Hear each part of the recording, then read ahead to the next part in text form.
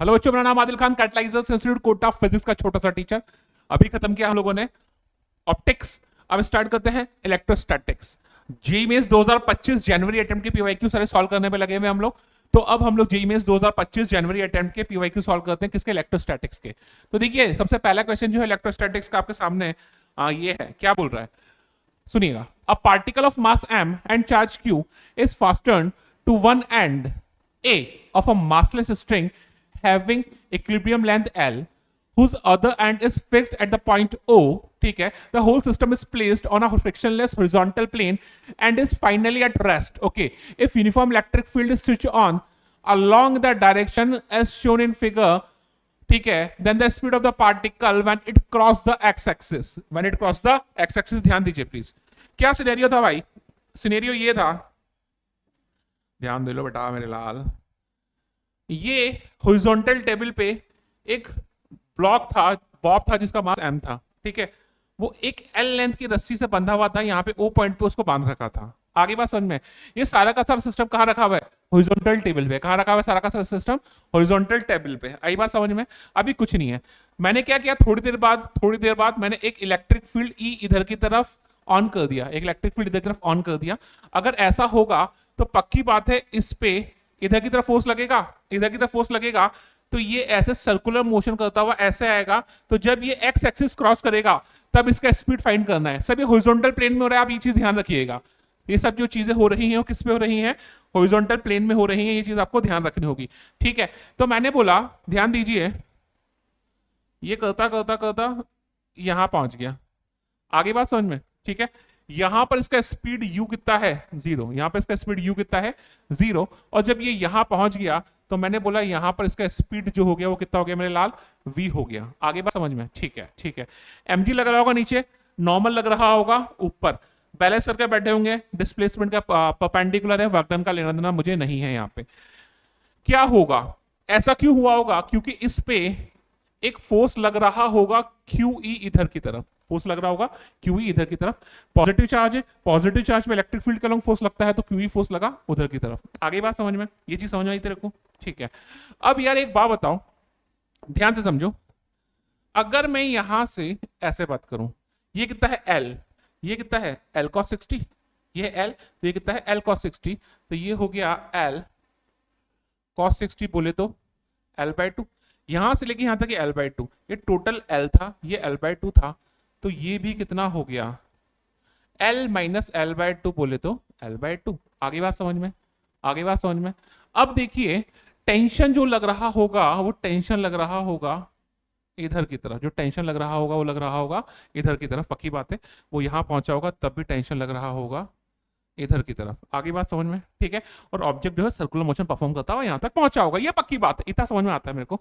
यार work energy theorem लगा दूं क्या? क्या बोलती है वर्क एनर्जी थ्योरम? क्या बोलती है? क्या बोलती है मेरे लाल अथर? वर्क एनर्जी थ्योरम क्या बोलती है? जल्दी से बता। Work done by all the forces is equal to change in kinetic energy. Gravity लग रहा है नीचे, नॉर्मल लग रहा है ऊपर, ठीक है, टेंशन लग रहा है अंदर, और क्यू लग रहा है ऐसे। तो चार फोर्सेस दिख रहे हैं मेरे को यहाँ पे, फ्रिक्शन वगैरह कुछ है नहीं, ठीक है। तो ये हो गया work done by gravity plus work done by normal plus work done by tension plus work done by electric field is equal to half of mv square minus half of mu square. ऐसा ही कुछ होने वाला है, ऐसा ही कुछ होने वाला है, पक्की बात है। वर्क डन बाय ग्रेविटी, देखिए इस प्लेन में डिस्प्लेसमेंट है, इस प्लेन में डिस्प्लेसमेंट है, तो mg तो लग रहा है नीचे और नॉर्मल लग रहा है ऊपर। दोनों के लिए ही डिस्प्लेसमेंट और mg और नॉर्मल दोनों के लिए डिस्प्लेसमेंट और फोर्स के बीच का एंगल कितना है? 90 डिग्री। ध्यान देना। तो यहाँ पे वर्क डन बाय ग्रेविटी जो हो गया वो 0 हो गया, वर्क डन बाय नॉर्मल जो हो गया वो भी 0 हो गया। वर्क डन बाय टेंशन, जो टेंशन है हर पॉइंट पर, हर छोटे इंटरवल के लिए डिस्प्लेसमेंट का परपेंडिकुलर है, क्योंकि टेंशन जो लगेगी वो रेडियस के अलोंग लगेगी, और जो छोटा छोटा छोटा छोटा डिस्प्लेसमेंट होगा किधर होगा? वो टेंजेंट के अलोंग होगा, आपस में क्या होंगे? परपेंडिकुलर होंगे। तो वर्क डन बाय टेंशन जो हो गया वो भी कितना हो गया? 0। आगे बात समझ में? वो भी कितना हो गया? 0। बेटा ध्यान दे इधर, वो भी कितना हो गया? 0। तो work done by electric field, electric force किधर लग रहा है? QE उधर की तरफ, और इनिशियली इसका सेम डायरेक्शन में जो डिस्प्लेसमेंट हो गया वो कितना हो गया? L/2। तो वर्क डन बाय इलेक्ट्रोस्टैटिक्स जो हो गया वो हो गया स्मॉल q है, तो हो गया QE इंटू L। कितना हो गया? QE इंटू L/2, क्योंकि डिस्प्लेसमेंट जो है वो कितना है बाय 2, यहां से लेके यहां तक क्या है एक्स एक्सिस के अलोंग, तो एक्स एक्सिस के अलोंग जो डिस्प्लेसमेंट है, फोर्स जो है वो एक्स एक्सिस के अलोंग है। अगर दो कंपोनेंट में बात करें तो एक्स एक्सिस के अलोंग डिस्प्लेसमेंट जो है कितना है एल बाय 2, तो वर्क डन जो हो गया Q E L by 2 half of M V square, initially वो 0 था तो ये हो गया आपका 0, 2 से 2 कट गया तो जो v आ गया वो आ गया root over Q E L upon M, तो जो v आ जाएगा वो कितना आ जाएगा रूट ओवर v जो आ जाएगा वो कितना आ जाएगा root over Q E L by M, तो जो आपका ऑप्शन है वो सी सही हो जाएगा, जो ऑप्शन है वो सी सही हो जाएगा root over Q E L by M. अगला सवाल देखते हैं फटाफट जल्दी, देखिए देखिए अगला सवाल क्या कह रहा है, अगले सवाल को देखते हैं, देखिए नेक्स्ट क्वेश्चन। ओके क्या बोल रही है, 3 infinitely long wire with linear charge density lambda are placed along the x-axis, y-axis and z-axis respectively. Which of the following denotes an equipotential surface? Which following denotes the equipotential surface? Equipotential surface क्या होती है भाई? Equipotential surface क्या होती है? जहां पे potential जो होता है वो कांस्टेंट रहता है, ठीक है। तो देखिए क्या करने वाले हैं, ध्यान से समझिएगा। मैंने बोला आपका ये एक्स एक्सिस हो गया, ये आपका एक्स एक्सिस हो गया, ये आपका वाई एक्सिस हो गया। एक्स एक्सिस पे एक इनफाइनाइट वायर पड़ा हुआ है, वायर ही ना भाई, infinitely long wire. X axis पे एक इनफाइनाइटली लॉन्ग वायर पड़ा हुआ है, वाई एक्सिस पे भी एक इनफाइनाइटली लॉन्ग वायर पड़ा हुआ है, और जेड एक्सिस ये रहा, जेड एक्सिस यहां पे भी एक इनफाइनाइटली लॉन्ग वायर पड़ा हुआ है, ये ऐसे रखा हुआ है, तीनों इनफाइनाइटली लॉन्ग वायर है। इसका लीनियर चार्ज डेंसिटी लैम्डा है, इसका लीनियर चार्ज डेंसिटी लैम्डा है, और इसका लीनियर चार्ज डेंसिटी भी लैम्डा है। आगे बात समझ में, आगे बात समझ में। अगर मैं बात करूं तो ये हो गया मेरा एक्स एक्सिस, ये हो गया मेरा वाई एक्सिस, और इधर की तरफ हो गया मेरा बाहर की तरफ जेड एक्सिस। आगे बात समझ में। तो पहले तो आप लोग ये समझ लेते हैं कि इनफाइनाइट वायर की वजह से जो पोटेंशियल होता है वो कितना होता है। इनफाइनाइट वायर की वजह से पोटेंशियल कितना होता है, कितना होता है बता सकते हो क्या,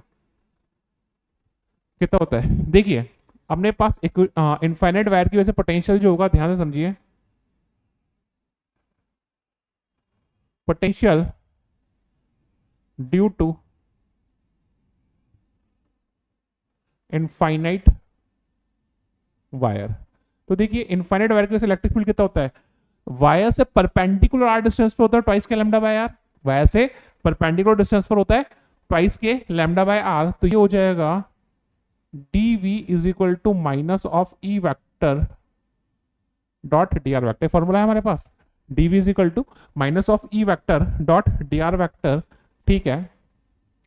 दोनों तरफ ये हो जाएगा dv is equal to minus of 2k lambda by R D R cos 0, integrate कर दूं, इंटीग्रेट कर दूं तो जो v हो जाएगा वो हो जाएगा 2k lambda l n r plus c, twice k lambda l n r plus c, कितना हो जाएगा twice k lambda l n r plus c, कोई कांस्टेंट। आगे बात समझ में, कोई कांस्टेंट। और यहाँ पे जो आर है वो क्या है, वाई से परपेंडिकुलर डिस्टेंस, जो आर है वो क्या है वाई से परपेंडिकुलर डिस्टेंस, ठीक है। कुछ कांस्टेंट भी होगा, अब समझना, अब समझना, नेगेटिव को मैं इग्नोर कर रहा हूँ, मैग्नीट्यूड की बात कर रहा हूँ मैं, ठीक है। अभी देखो यार एक बात समझना, अगर मैं ये कोई पॉइंट ले लूँ जनरल पॉइंट, मैं क्या कर रहा हूं यहां पर कोई जनरल पॉइंट ले रहा हूं, ये जनरल पॉइंट हो गया x comma y comma z। मैंने क्या किया, यहां पे एक जनरल पॉइंट ले लिया x comma y comma z। ध्यान से समझना, ध्यान से समझना।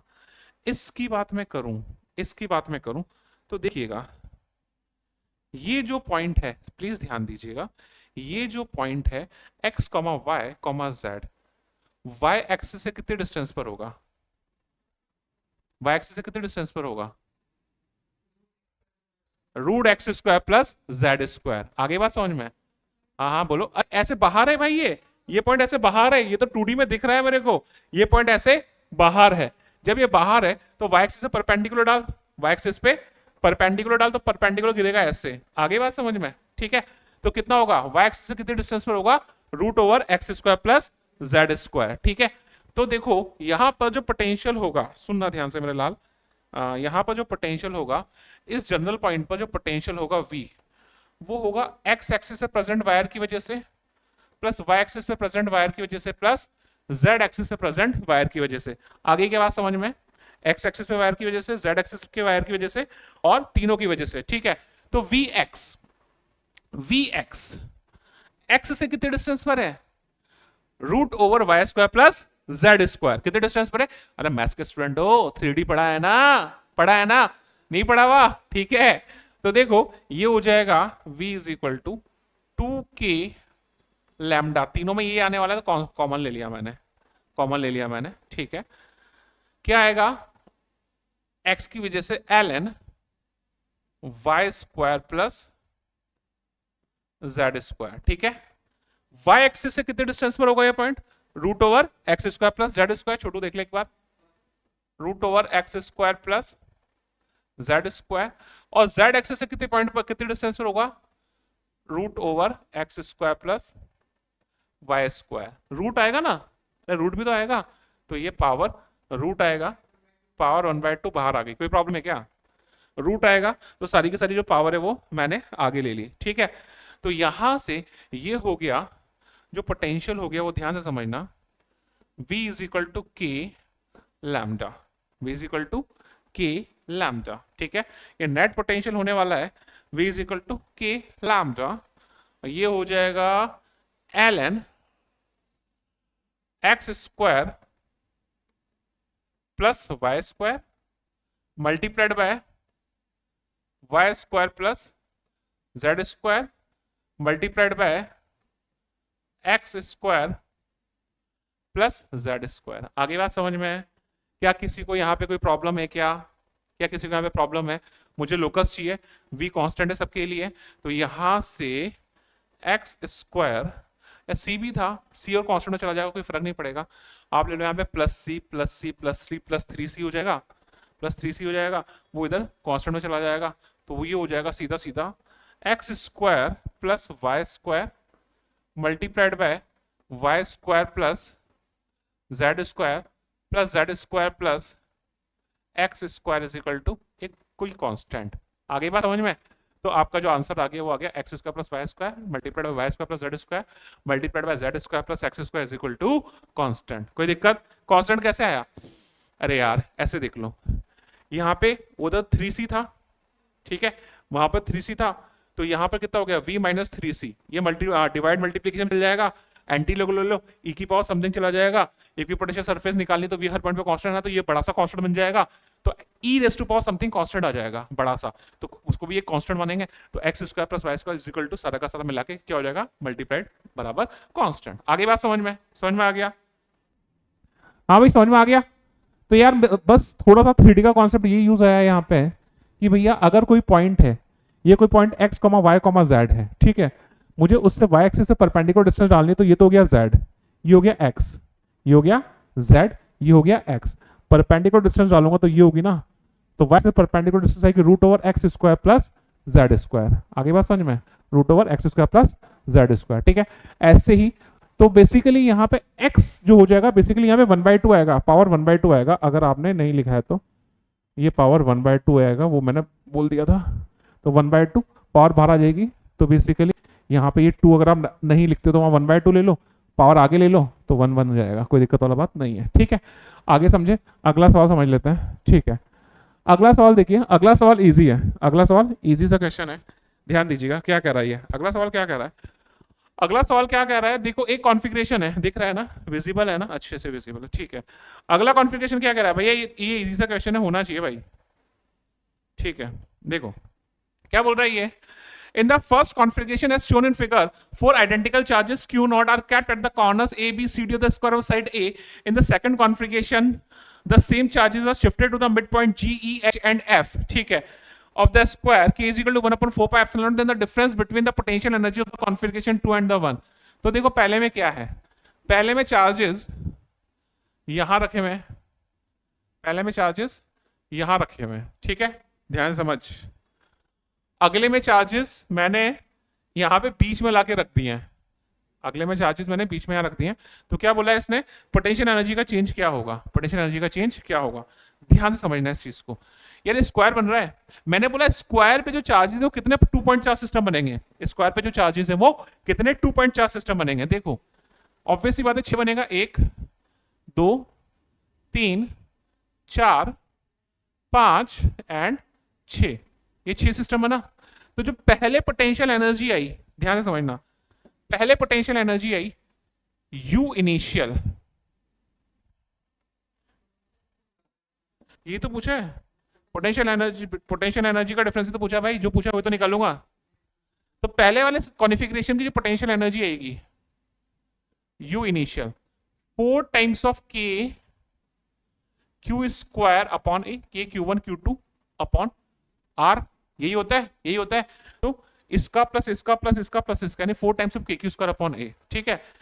फिर दो डायगोनल के लोग हो जाएंगे, यानी प्लस 2 टाइम्स ऑफ के क्यू स्क्वायर अपॉन √2 है। किया है ये सवाल, इस टाइप का सवाल किया है ना।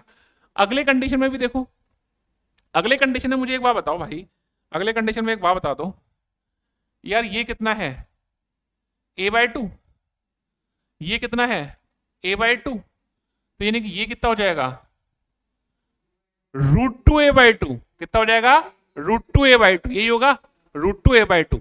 यानी एक सिस्टम ये, एक सिस्टम ये, एक सिस्टम ये और एक सिस्टम ये, तो 4 सिस्टम ये हो गए। इनके बीच का डिस्टेंस √2a/2, यानी a/√2, ठीक है। तो यार यानी यहां पर देख लो फटाफट, ये हो जाएगा a/√2।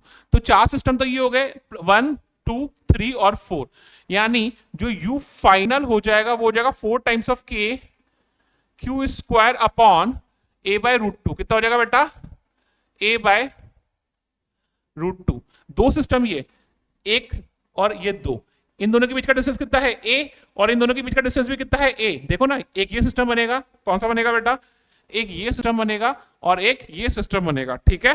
तो ये हो जाएगा प्लस 2 टाइम्स ऑफ के क्यू स्क्वायर अपॉन ए। क्या समझ में आ गई, क्या बात, क्या बात समझ में आ गई, पक्की बात है। तो यहां से you final minus you initial, you final minus you initial, एक में से दूसरे को माइनस कर दें, एक में से दूसरे को माइनस कर दें, तो यार यू फाइनल ट्वाइस के क्यू स्क्वायर ए, फाइनल माइनस इनिशियल ही करना है ना, ट्वाइस के क्यू स्क्वायर ए, ट्वाइस ही आया था ना भाई उधर, ठीक है, माइनस 4 के क्यू स्क्वायर अपॉन ए, तो कितना हो जाएगा माइनस ऑफ 2 टाइम्स ऑफ के क्यू स्क्वायर अपॉन ए। इसमें से इसको माइनस किया है मैंने, इसमें से इसको माइनस किया है, ठीक है, समझ गए। ये यहां से कट के क्या हो जाएगा √2, ठीक है। तो यहां से 4√2 माइनस √2, 4√2 माइनस √2 कितना हो जाएगा, कितना हो जाएगा, अरे 4√2 माइनस √2, 3√2 हो जाएगा ना भाई। तो ये हो जाएगा 3√2 के क्यू स्क्वायर अपॉन ए। आगे बात समझ में, आगे बात समझ में। तो यहां से कॉमन ले लू मैं, के क्यू स्क्वायर अपॉन ए स्क्वायर, नहीं सॉरी ए है यहां पे, हाँ ठीक है, के क्यू स्क्वायर अपॉन ए, यहां बचा 3√2 माइनस 2, समझ में आया। देख लो एक बार, कैलकुलेशन चेक कर लो, तो हो जाएगा के क्यू स्क्वायर अपॉन ए 3√2 माइनस 2। इजी क्वेश्चन था, ठीक है। अगले सवाल पे चलते हैं, 5वां सवाल। अगला सवाल क्या कह रहा है, ध्यान समझिए। A small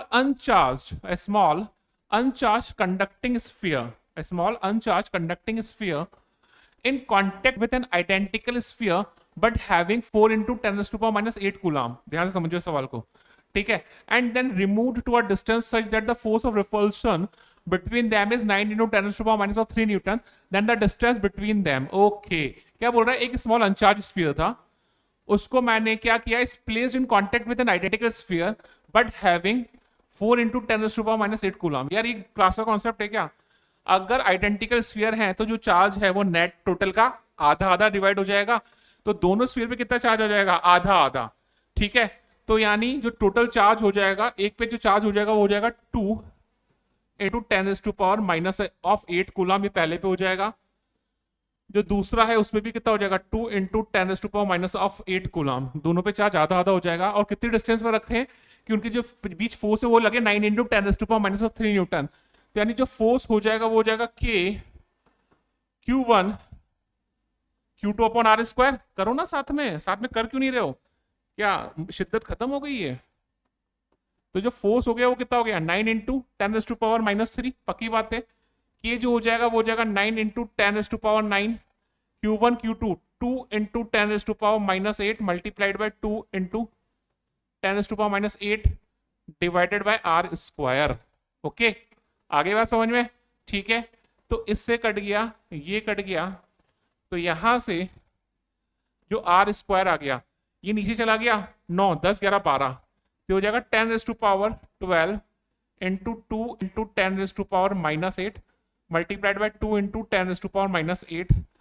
रूट ले लूं तो जो आर हो जाएगा ये हो जाएगा 10 रेज टू पावर 6, ये हो जाएगा 2 into 10 raise to power minus 8। तो जो आर हो जाएगा वो हो जाएगा 2 into 10 raise to power minus of 6 minus 8 कितना हो जाएगा माइनस 2 मीटर, यानी 2 into 10 raise to power minus 2 यानी 0.02 सेंटीमीटर। नहीं नहीं नहीं नहीं नहीं नहीं, सही तो है, तो कितना आ रहा है ये?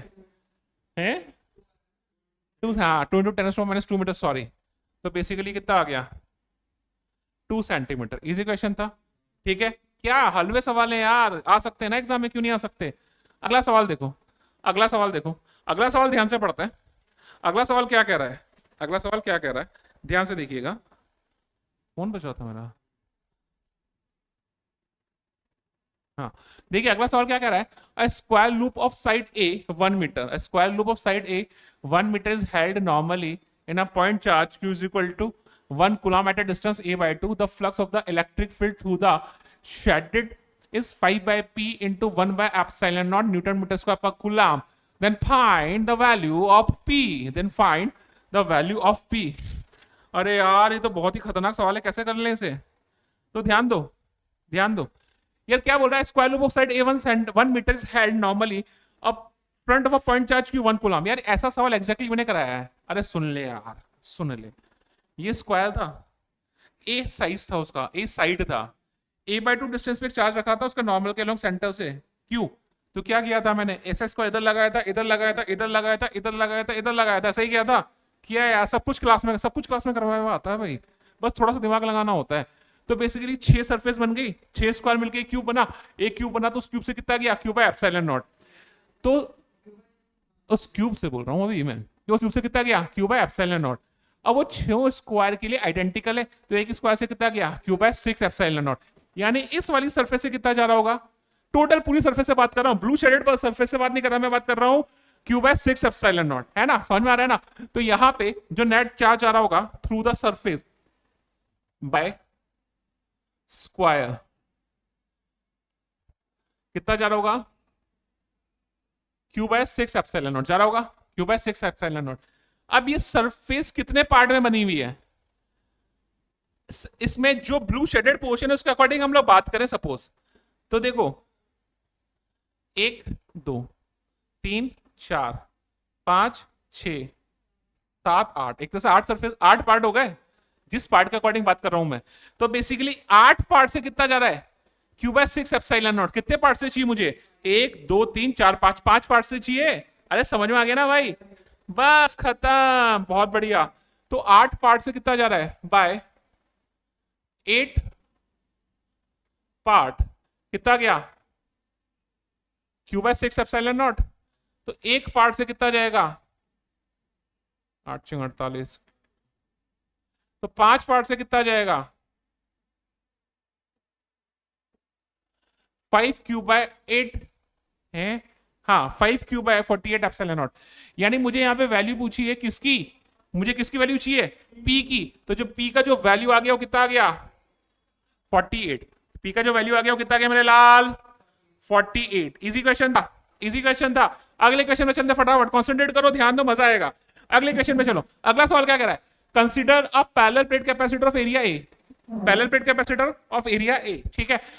आगे क्या बोल रही है, एंड सेपरेशन एरिया ए है और सेपरेशन कितना है D, between the plate E is the electric field and the epsilon naught is the permittivity free space between the plates and the potential energy stored in the capacitor।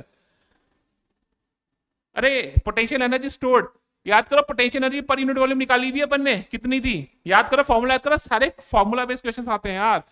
अपन ने निकाला हुआ है U by volume is equal to half of epsilon naught into square, निकाला हुआ है, आ रहा है याद। पोटेंशियल एनर्जी पर unit volume half of epsilon naught into E square. अरे बोर्ड्स में भी पढ़ाया था, सब बार बार पढ़ाया है, एनसीईआरटी में भी है तो भाई। तो जो पोटेंशियल एनर्जी जो हो जाएगी वो हो जाएगी half of, epsilon naught into square, volume कितना हो जाएगा, एरिया कितना है ए, ये डिस्टेंस कितनी है डी, तो वॉल्यूम कितना हो जाएगा ए इंटू डी, तो कितना हो जाएगा ए इंटू डी, खत्म। तो पोटेंशियल एनर्जी स्टोर कितनी हो जाएगी, half of epsilon not E square A into D, this is the option. आगे बात समझ में। अगले सवाल पे चलते हैं, अगला सवाल क्या कह रहा है, अगला सवाल देखें, अगला सवाल देखें, अगला सवाल क्या कह रहा है, ध्यान दीजिए, अगले सवाल की बात करते हैं। देखिए क्या बोल रहा है, two charges 7 microcoulomb and 4 microcoulomb are placed 7 centimetre and, अरे ये दिस यार कोऑर्डिनेट देख लो, रेस्पेक्टिवली, ठीक है। गिवन एप्सिलॉन नॉट का वैल्यू दिया हुआ है, इलेक्ट्रोस्टैटिक पोटेंशियल एनर्जी, यार क्या करना है इसमें, कुछ भी तो नहीं करना। पोटेंशियल एनर्जी कितनी होती है, तू बता, फॉर्मूला बोल जल्दी से।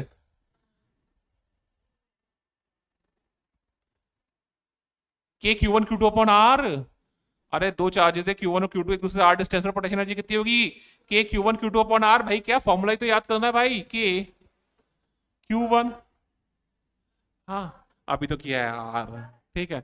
तो पोटेंशियल एनर्जी जो हो जाएगी 9 into race to power 9, Q1 कितना है 7 इंटू 10 रेस टू पावर -6, दूसरा कितना है 4 with negative sign. Potential energy और पोटेंशियल स्केलर क्वांटिटी होती है, मैंने बोला चार्ज जो है विद साइन रखो, याद है बोला हुआ है मैंने, तो ये हो जाएगा 4 इंटू माइक्रो में है क्या -6, ठीक है। आर एक y और z तो 0 0 है, एक x इज इक्वल टू -7 पे, एक x इज इक्वल टू +7 पे, बीच का डिस्टेंस कितना हो जाएगा 14 सेंटीमीटर, यानी 14 × 10⁻², ठीक है क्या, मीटर में कन्वर्ट कर देंगे, है भाई, है भाई, ये क्या ये क्या ये क्या 2 टाइम्स, तो जो u हो जाएगा वो हो जाएगा 18 इंटू 10⁻, कितना है 9 - 12, 9, अरे यार 9 10 11 11 -12 -1, तो देखो ये 9 गया, -2 पर गया, तो 9 2 11, 11 -12 -1, यानी हो गया माइनस बाहर था -1.8 जूल, माइनस ऑफ 1.8 जूल। क्या हलवा सवाल है, हलवा, एकदम हलवा सवाल है। अगले सवाल पे चलते हैं, अगला सवाल क्या कह रहा है, अरे दादा, अगला सवाल क्या कह रहा है, 2 पॉइंट चार्जेस -4 कूलम, ध्यान से समझ लीजिए, -4 microcoulomb and +4 microcoulomb constituting an electric dipole are placed this comma this, ठीक है, in a uniform electric field the strength इतनी दे रखी है, the work done of dipole in rotating from the equilibrium through 180 degree है, okay. यार एक बात करो, जो W होएगा घुमाने में वो कितना होगा, PE cos θ1, ये भी क्लास में करवाया हुआ है, सारे फॉर्मूले तो क्लास में करवाए हुए हैं, तो W equal to PE cos θ1 into minus cos θ2, मैंने बोला 180 डिग्री घुमाया हुआ है, इक्विलिब्रियम में है, इक्विलिब्रियम में है, यानी पहले θ1 जो था वो 0 था, और θ2 कितना हो जाएगा 180, ठीक है। P कितना हो जाएगा, Q इंटू उनके बीच की डिस्टेंस, तो जो W हो जाएगा P हो जाएगा Q इंटू उनके बीच के डिस्टेंस इंटू E, ये हो जाएगा cos of 0 degree minus cos of 180, पक्की बात है। तो जो W हो जाएगा, क्या लिख रहा हूं मैं, Q कितना दिया हुआ है 4 इंटू 10⁻⁻6, डिस्टेंस कितनी दी हुई है 18 सेंटीमीटर, यानी 18 इंटू 10⁻⁻2, ठीक है। इलेक्ट्रिक फील्ड कितना दिया हुआ है 10⁻4, कितना दिया हुआ है cos 0 1, cos 180 -1, 1 माइनस ऑफ -1 +1, यानी हो जाएगा 2, समझ में आ गया। तो यहां से जो वर्क डन हो गया 18 8 कितना होता है भाई, बता दो मुझे यार, जल्दी बता दो। Q आ गया है, ठीक है, D आ गया है, और आपका डिस्टेंस आ गया है, समझ में आ गया। फटाफट फॉर्मूला है, सॉल्व कर लो, कितना हो जाएगा जल्दी बता, 18 8 से जल्दी बोले यार, ये हो जाएगा 18 8 144 है ना, तो ये हो जाएगा 144 इंटू 10⁻⁻, -6 -4 -2 -8 -8 + 4 -4 जूल, ऐसा कोई आंसर है क्या, हाँ ऐसा आंसर है। ये हो जाएगा 14.4 इंटू 10⁻⁻3 जूल, यानी ये हो जाएगा 14.4 मिली जूल। आगे बात समझ में इजी है, मिली जूल, ठीक है, पक्की बात। आगे समझ लेते हैं फटाफट, ध्यान दीजिए। अगला सवाल देखिए, अगला सवाल क्या कह रहा है? अगला सवाल कह रहा है, देखिएगा। हाँ भाई देखिए फटाफट अगला सवाल देखते हैं, सुनिएगा बेटा। The electric flux phi is equal to lambda sigma, lambda sigma plus beta lambda, while lambda and sigma are the linear surface charge density respectively, then find the alpha upon beta represent, किसको represent करेगा? यार एक बात बताओ, आपको दिया हुआ है phi is equal to alpha sigma, क्या दिया हुआ है? Phi is equal to alpha sigma, देखना कितना इजी क्वेश्चन है, और ये हो जाएगा बीटा लैम्डा, यही है पटाक्षी की उसमें आया था, ये शिफ्ट का क्वेश्चन था। तो बेसिकली फ्लक्स है, तो ये भी फ्लक्स होना चाहिए और ये भी फ्लक्स होना चाहिए, दोनों फ्लक्स होने चाहिए। तो बेसिकली फाई जो होगा वो होगा अल्फा इनटू सिग्मा, पक्की बात है। तो मैं यूनिट से निकाल लेता हूं, ज्यादा अच्छा है। फाई की यूनिट क्या होती है? फाई की यूनिट नहीं पता मेरे लाल तेरे को? ई इंटू ए, ई न्यूटन पर कूलम, ए मीटर स्क्वायर, क्या कर रहा है भाई, है ना? तो फाई की यूनिट हो जाएगी E newton per coulomb, area metre square, alpha as it is, sigma क्या है? Surface charge density. Surface charge density का क्या होगा? कूलम्स पर मीटर स्क्वायर। आगे बात समझना है।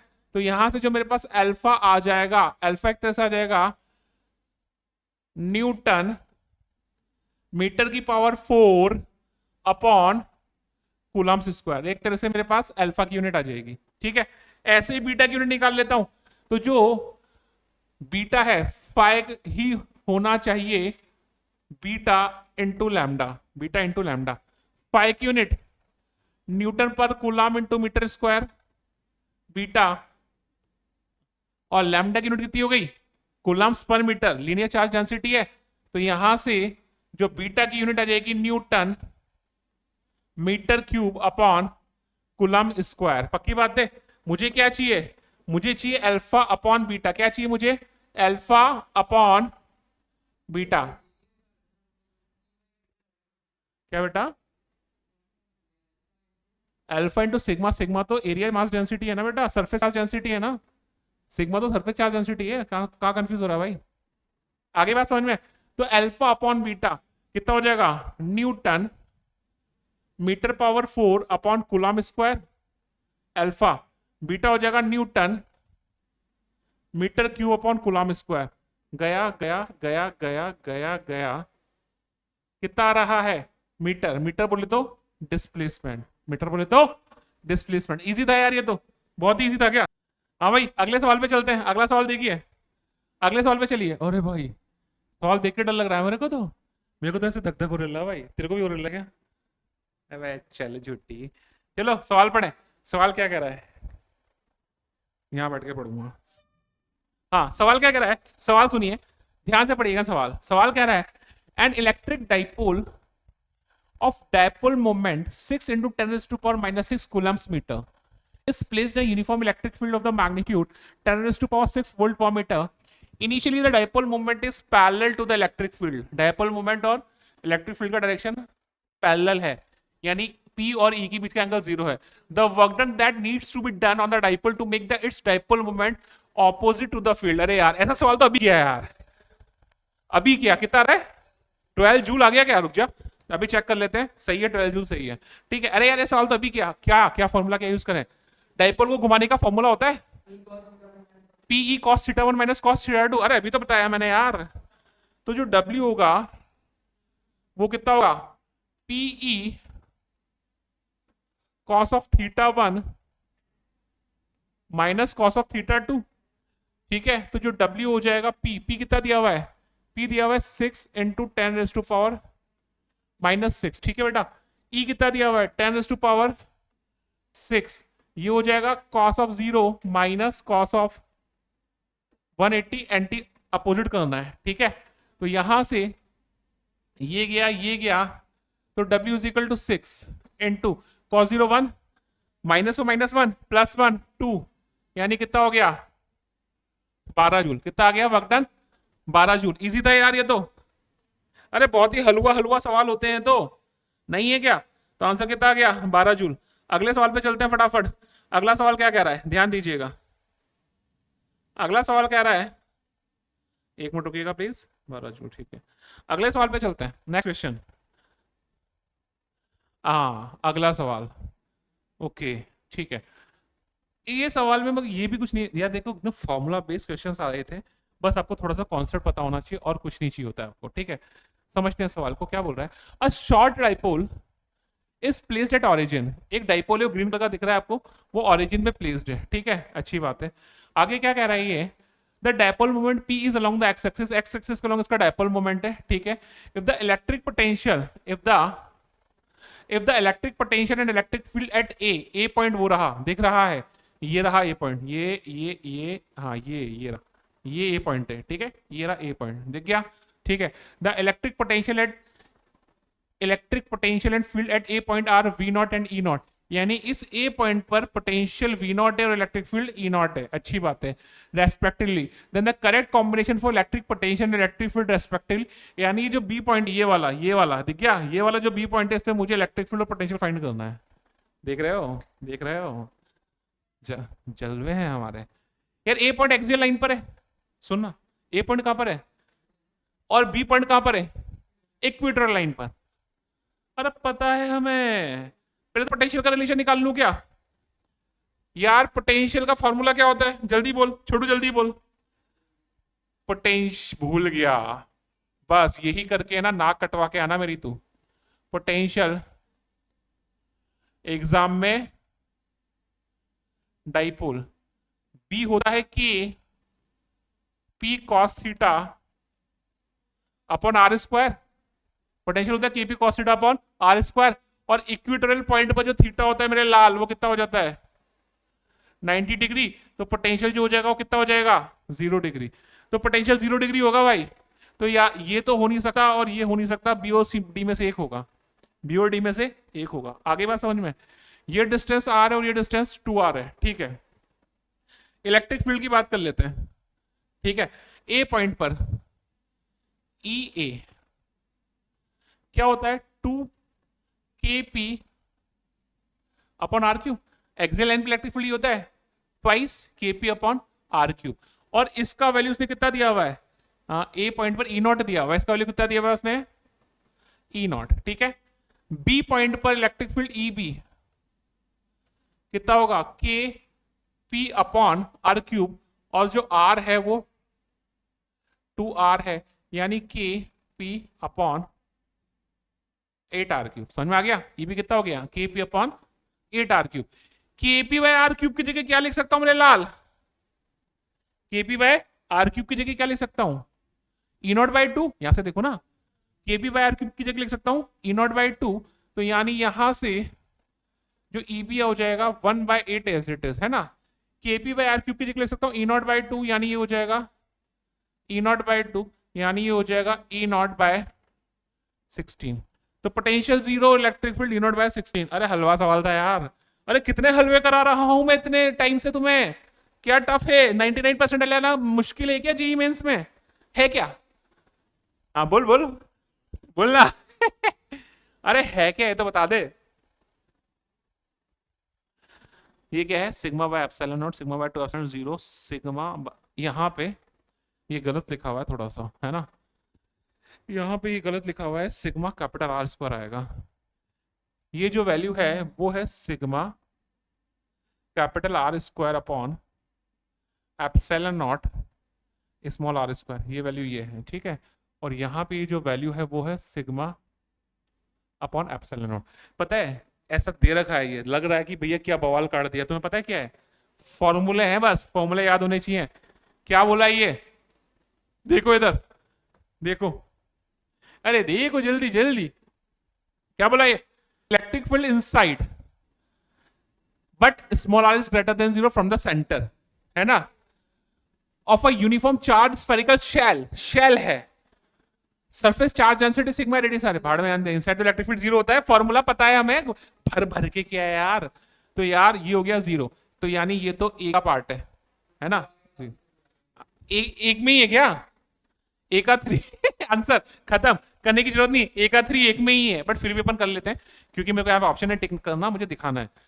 तो इलेक्ट्रिक फील्ड सेकंड देखें, बी देखें, electric field at distance r is greater than 0 a uniformly charge infinite plane sheet with surface charge density infinite plane, हाँ इनफाइनाइट प्लेन शीट है, कितना होगा सिग्मा बाय 2 एप्सिलॉन नॉट यार। तो यार sigma bye 2 epsilon not कहां हो गया, बी। आगे बात समझ में। तो ए का 3 बी का 2, ए का 3 बी का 2 सही है। सी का देख लेते हैं, electric field outside of a uniformly charge spherical shell with surface charge density sigma. Okay यार ये कितना होता है, हम लोग को पता है जो ई होता है वो होता है K Q by small are square, है ना। के हो गया 1/4 pi epsilon naught. Q Q कितना होगा, इसने सरफेस चार्ज डेंसिटी दी हुई है, यूनिट सिग्मा के टर्म से निकाल लेंगे। यूनिट एरिया का चार्ज दिया हुआ है सिग्मा, टोटल एरिया कितना है 4 पाई कैपिटल आर स्क्वायर। तो पूरा चार्ज कितना हो जाएगा sigma into 4 pi capital are square और small are square as it is. 4 pi से 4 पाई कट गया, ये हो गया sigma r square epsilon r square. तो यहां पे ये हो गया सी, तो सी का हो गया 4, सी का हो गया 4। और डी का देख लीजिए, electric field between two oppositely charge infinite plane parallel sheets with uniform. अरे यार ये दो शीट्स हैं, एक पॉजिटिव है और एक इसकी वजह से इधर होगा सिग्मा बाय 2 एप्सिलॉन नॉट, और इसकी वजह से इन्वर्ट होगा, वो भी कितना होगा सिग्मा बाय 2 एप्सिलॉन नॉट, दोनों की वजह से मिला के कितना हो जाएगा सिग्मा बाय एप्सिलॉन नॉट, यानी ये हो गया डी। आ गया समझ में। फॉर्मूले थे यार, फॉर्मूले थे, जस्ट फॉर्मूले थे। अगले सवाल पे चलते हैं। अरे यार ये खतरनाक सवाल है, बहुत खतरनाक सवाल है भाई, ये बहुत खतरनाक। देखो पढ़ते हैं क्या कह रहा है ये,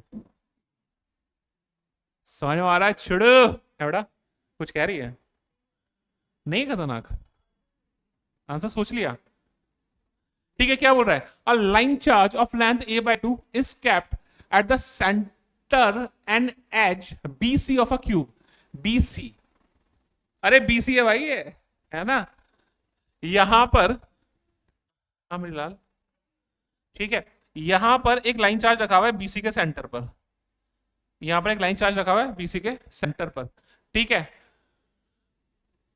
और उसका लेंथ कितना है, लेंथ कितना है a by 2, ठीक है।